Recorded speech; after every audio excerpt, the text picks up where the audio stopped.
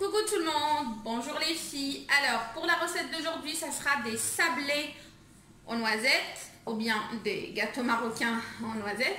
Alors pour la recette d'aujourd'hui, on aura besoin de 250 g de beurre mou, 125 g de sucre en poudre, un sachet de sucre vanillé, 2 grandes cuillères de noisettes en poudre, 150 ml d'huile, 2 œufs, un sachet de levure chimique et la farine, ça dépend de notre mélange et ça dépend la marque de farine qu'on prend.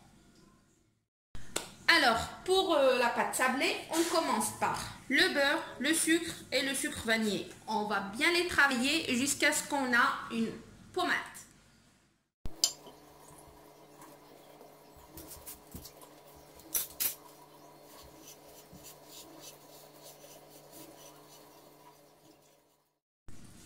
Comme vous voyez, j'ai bien travaillé mon beurre. Maintenant, je vais rajouter l'huile et je vais le travailler encore.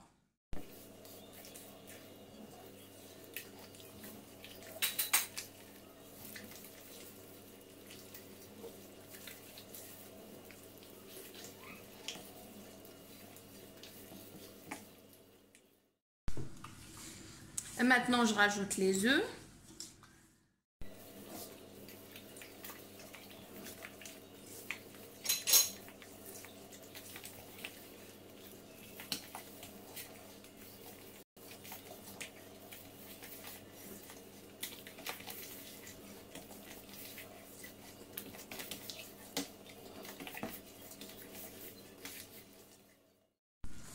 Là, comme vous voyez, j'appuie comme ça avec ma main.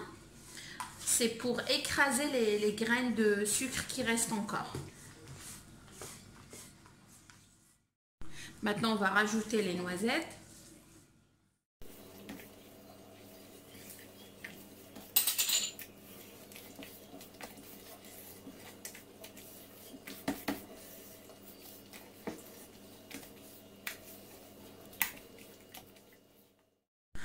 Voilà, maintenant après avoir mélangé tous les ingrédients, à part la farine bien sûr, on a cette texture là. Maintenant on va rajouter la farine avec la levure petit à petit jusqu'à ce qu'on a la pâte qu'on cherche.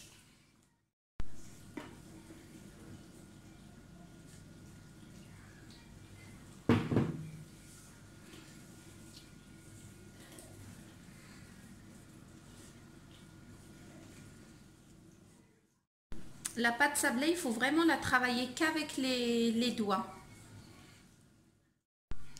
Voilà, ma pâte elle est prête maintenant. Comme vous voyez, elle n'est pas trop dure, elle n'est pas trop molle non plus. Maintenant, je vais la mettre au frigo pendant une demi-heure. C'est normal qu'elle va durcir un petit peu parce qu'il y a du beurre.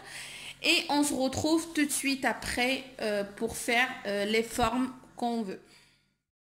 Une petite astuce que je veux rajouter, si je vous ai dit au début de ma vidéo qu'il faut travailler bien le beurre comme il faut, parce que si on ne le travaille pas comme il faut, bah, on va se retrouver avec une pâte pleine de petits morceaux de beurre, et ces morceaux là qu'on va mettre au four, ils vont gonfler notre pâte. Bah, du coup on va se retrouver avec des sablés un petit peu gonflés, soit au milieu, soit sur le côté, c'est pour ça. Et quand je vous ai dit aussi, il ne faut pas trop travailler la pâte, il faut seulement la travailler au début avec les doigts. C'est parce que quand on la travaille beaucoup, une fois on va la mettre au four, ah bah, la taille de biscuit va changer et il va devenir plus petit. Même ça va être dur de travailler la pâte comme ça. Voilà, c'est 2 remarques que je vous donne. Comme ça, vous allez réussir votre sablé à 100%. Voilà, maintenant j'ai étalé ma pâte, il reste seulement à la couper. Comme vous avez remarqué, j'ai mis du film alimentaire et du papier cuisson en bas de la pâte. Pourquoi?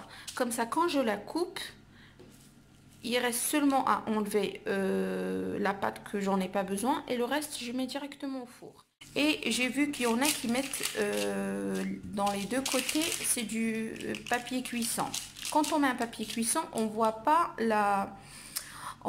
pas l'épaisseur de la pâte. C'est pour ça, avec le film alimentaire, c'est comme si on touche directement la pâte. En plus, c'est facile à étaler avec le film alimentaire. Voilà, c'était une petite remarque entre parenthèses.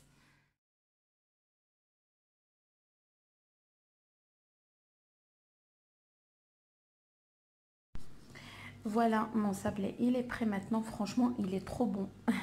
Vous allez tester la recette et vous allez me dire dans les commentaires comment vous allez le trouver.